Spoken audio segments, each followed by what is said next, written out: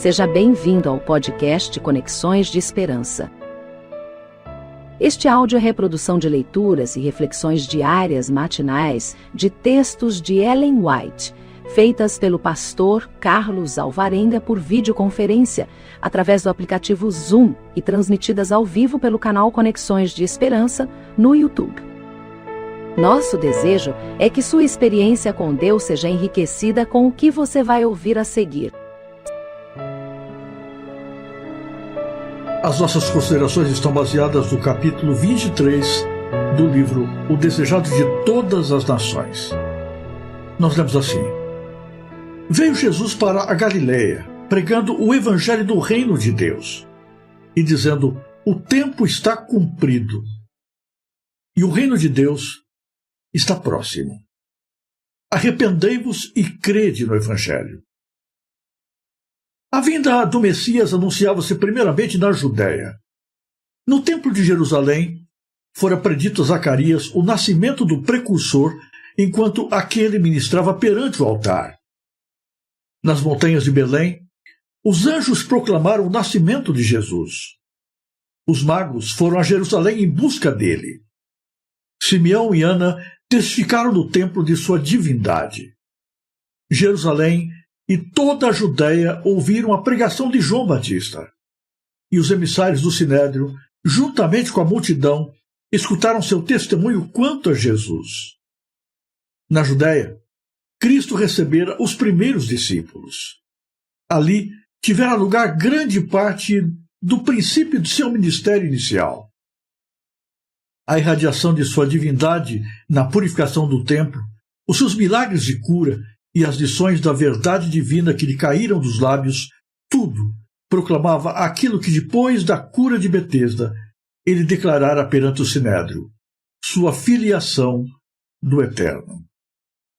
Houvessem os guias de Israel recebido a Cristo, e ele os teria honrado como mensageiros seus para levar o Evangelho ao mundo. Foi-lhes dada primeiramente a eles a oportunidade de se tornarem arautos do reino e da graça de Deus. Mas Israel não conheceu o tempo de sua visitação. Os ciúmes e desconfianças dos chefes judaicos maturaram um ódio aberto no coração. E o coração do povo se desviou de Jesus. O Sinédrio rejeitara a mensagem de Cristo e intentava matá-lo. Portanto, Jesus partiu de Jerusalém, afastou-se dos sacerdotes, do templo, dos guias religiosos, do povo que fora instruído na lei, e voltou-se para outra classe, para proclamar sua mensagem e remir os que haviam de levar o Evangelho a todas as nações. Como a luz e a vida dos homens foi rejeitada pelas autoridades eclesiásticas dos dias de Cristo, assim tem sido rejeitada em todas as subsequentes gerações. Frequentemente, se tem repetido a história da retirada de Cristo da Judéia. Quando os reformadores pregavam a palavra de Deus, não tinham ideia alguma de se separar da igreja estabelecida. Os guias religiosos, porém, não toleravam a luz, e os que a conduziam eram forçados a buscar outra classe, a qual estava ansiosa da verdade. Em nossos dias, poucos dos professos seguidores da Reforma são atuados pelo Espírito da mesma. Poucos estão à escuta da voz de Deus e prontos a aceitar a verdade, seja qual for a maneira por que se apresente. Muitas vezes, os que seguem os passos dos reformadores são forçados a retirar-se da igreja que amam, a fim de declarar o positivo ensino da palavra de Deus. E muitas vezes, os que estão à procura da luz são pelos mesmos ensinos obrigados a deixar a igreja de seus pais, a fim de prestar obediência. O povo da Galileia era desprezado pelos rabis de Jerusalém, como rústico e ignorante. Apresentava, todavia, campo mais favorável à obra do Salvador, enquanto mais fervorosos e sinceros estavam menos sob a influência da hipocrisia. tinham mais aberto o espírito à recepção da verdade. Ao viajar Jesus pela Galiléia, ensinando e curando, multidões a ele se juntavam das cidades e das vilas. Muitas vezes se via obrigado a ocultar-se do povo. O entusiasmo subia a tal ponto que se tornavam necessárias precauções, não fossem despertados os receios das autoridades romanas quanto a qualquer insurreição. Nunca antes houvera um período assim para o mundo. O céu baixara aos homens. Almas famintas e sedentas que haviam longamente esperado a redenção de Israel deleitavam-se agora na graça de um misericordioso Salvador. A nota predominante da pregação de Cristo era: o tempo está cumprido e o reino de Deus está próximo. Arrependei-vos e crede no Evangelho. Assim, a mensagem evangélica, segundo era anunciada pelo próprio Salvador, baseava-se nas profecias. O tempo que declarava estar cumprido era o período de que o anjo Gabriel falara a Daniel. 70 semanas, dissera o anjo, estão determinadas sobre o teu povo e sobre a tua santa cidade, para extinguir a transgressão e dar fim aos pecados, para expiar a iniquidade e trazer a justiça eterna, e selar a visão e a profecia, e para ungir o santo dos santos. Um dia, profeticamente, representa um ano. As 70 semanas, ou 490 dias, representam 490 anos. É dado um ponto de partida para esse período. Sabe e entende. Desde a saída da ordem para restaurar e para edificar Jerusalém, até o Messias, o príncipe, 7 semanas e 62 semanas. 69 semanas, ou 483 anos. A ordem para restaurar e edificar Jerusalém entrou em vigor no outono de 457 a.C. Daí, 483 anos estendem-se ao outono de 27 depois de Cristo. Segundo a predição dos profetas, esse período devia chegar ao Messias, o ungido. No ano 27, Jesus recebeu em seu batismo a unção do Espírito Santo e pouco depois começou seu ministério. Foi então proclamada a mensagem: o tempo está cumprido. Então, disse o anjo, ele firmará um concerto com muitos por 1 semana, ou seja, 7 anos. Durante 7 anos depois de começar o Salvador seu ministério, o Evangelho devia ser pregado especialmente aos judeus. 3 anos e meio pelo próprio Cristo, e depois pelos apóstolos. Na metade da semana, fará cessar o sacrifício e a oferta de manjares. Na primavera de 31 depois de Cristo, o verdadeiro sacrifício, foi oferecido no Calvário. Então, o véu do templo se rasgou em 2, mostrando que a santidade e significação do serviço sacrificial desapareceram. Chegara o tempo de cessar o sacrifício terrestre e a oblação. A semana, 7 anos, terminou em 34 depois de Cristo. Então, pelo apedrejamento de Estevão, os judeus selaram afinal sua rejeição do Evangelho. Os discípulos, espalhados pela perseguição, iam por toda parte anunciando a palavra.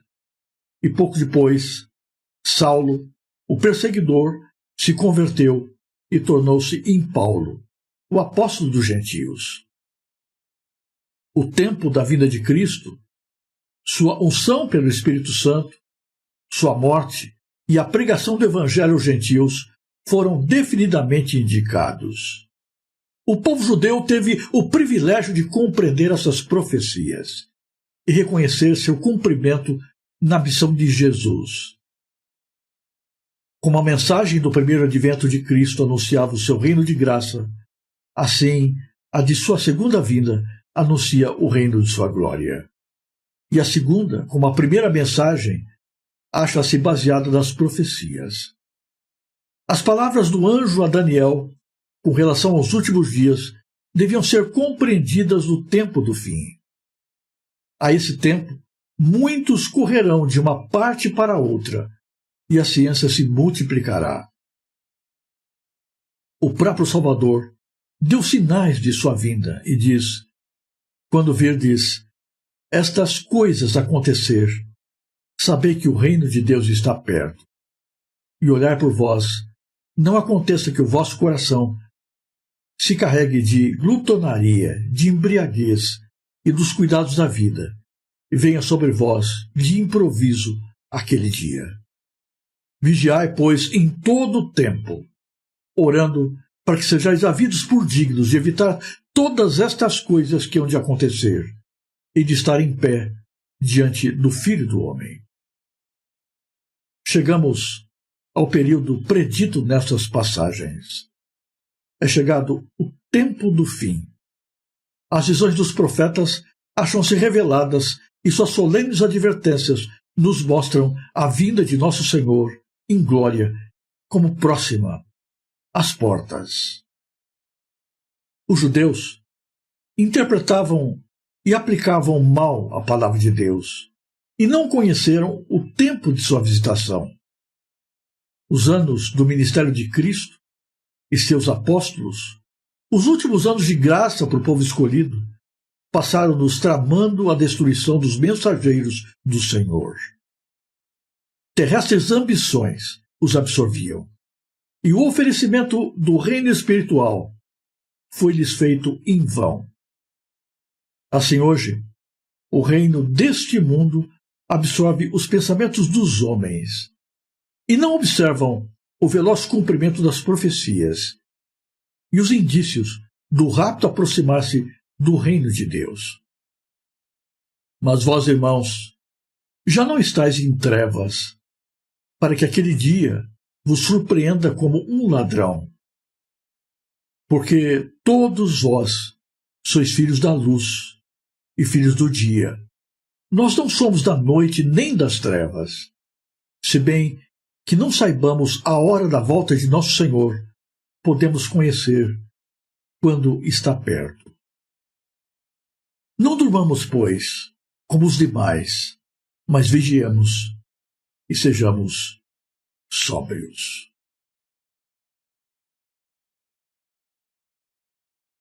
Os planos de Deus nunca se realizam ao acaso. Nos conselhos eternos, Deus estabeleceu cada linha, cada detalhe do plano da salvação. Jesus Cristo não veio de maneira aleatória. Exatamente quando chegou a plenitude dos tempos, Jesus nasceu.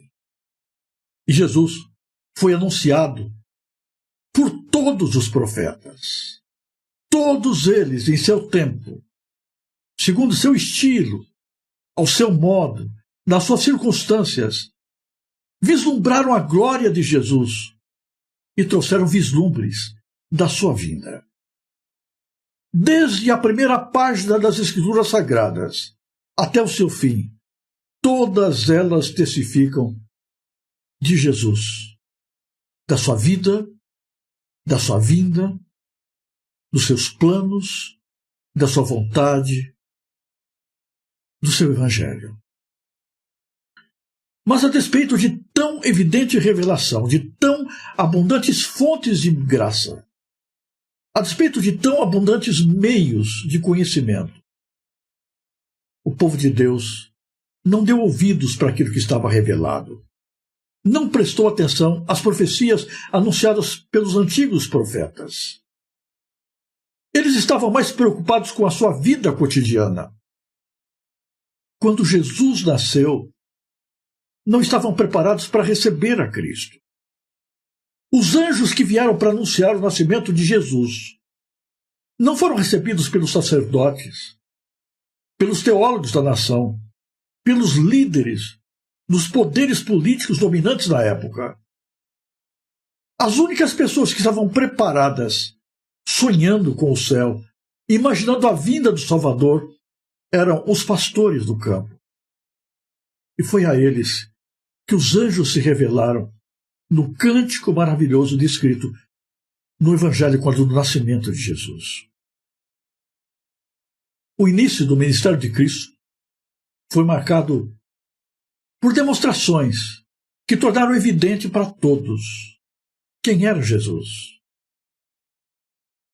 Ninguém devia ter dúvida de que o Messias havia chegado. João Batista o havia prenunciado. Cristo iniciara seu ministério realizando o milagre nas bodas de Caná. Outras evidências posteriores se seguiram. O milagre lá no tanque de Betesda se tornara público. Os líderes judaicos ficaram com ciúmes de Jesus. E ao invés de reconhecerem a Cristo, endureceram sua alma e começaram a tramar a morte de Jesus. E por isso, Jesus retirou-se da Judéia e foi para Galiléia. Na Judéia, Cristo estava oferecendo primeiramente aos líderes da nação o privilégio de serem cooperadores de Deus, de abraçarem a verdade presente, de serem os ajudantes do Senhor na proclamação da chegada do reino da graça. Mas eles não quiseram. Na verdade, a religião estabelecida tornou-se um obstáculo, impedindo as pessoas de chegarem até Jesus. Quão triste é saber que muitas vezes aqueles que levam o nome do Senhor, que têm o nome no livro da igreja, se tornam pedra de tropeço para os outros, ao invés de caminho para a salvação. A nossa vida como servos do Senhor deveria ser um convite, um oferecimento de graça, de bênção, de salvação para os nossos amigos, para os nossos familiares. Mas quando nos fechamos em nós mesmos, deixamos de olhar para Jesus, quando perdemos de vista o nosso lugar e a nossa missão, a gente perde a oportunidade de ser bênção e torna-se um empecilho. Ao invés de ajudar, nós começamos a atrapalhar a vida das pessoas. Fechamos a porta para outros. Que triste é isso. Jesus retira-se então para a Galiléia. A Galiléia era uma região pobre, uma região humilde. Era um lugar, até certo ponto, marcado pelo preconceito, porque ali viviam pessoas comuns. Mas ali, no meio de gente comum, Jesus encontrou um público que estava disposto a abrir-se para a atuação da graça de Deus. Ali, Jesus passa a desenvolver o seu ministério, dando oportunidade para as pessoas mais simples, mais pobres, mais desajudadas que havia na época. Os líderes da igreja haviam fechado o coração para ajudarem a Cristo. A profecia bíblica estava se cumprindo. A profecia das 70 semanas indicava que o Messias já estava presente. O período de graça estabelecido para os judeus deveria, após a chegada do Messias, durar 7 anos. Durante 3 anos e meio, depois do seu batismo, o próprio Cristo pregaria o Evangelho. E após a sua crucifixão, a oportunidade de salvação especial para o povo de Israel como nação se estenderia por mais 3 anos e meio, até o ano 34, quando então, tendo eles rejeitado o Evangelho, o papel de povo de Deus seria estendido para os gentios. Eram, portanto, tempos solenes. O tempo passa. Enquanto o tempo passa, a vida se esvai pelos vãos dos dedos. As oportunidades correm rápidas diante de nós. E muitas vezes, distraídos com tantas coisas, nós não damos atenção para as chances que Deus nos oferece. Não havia muito tempo mais para aquela geração. Mas a maior parte do povo não estava preocupada com isso. Seus interesses, sua atenção estavam voltados apenas para as coisas desta vida. A mesma profecia que anunciava a chegada do Messias apresenta também o fim do tempo da graça. Passados 2.300 anos, chegaríamos ao momento em que a verdade lançada por terra seria restaurada e seria proclamada ao mundo as 3 últimas mensagens angélicas, culminando com a volta de Jesus. Mas aqui, nós paramos um pouquinho e voltamos para observar a história da Igreja.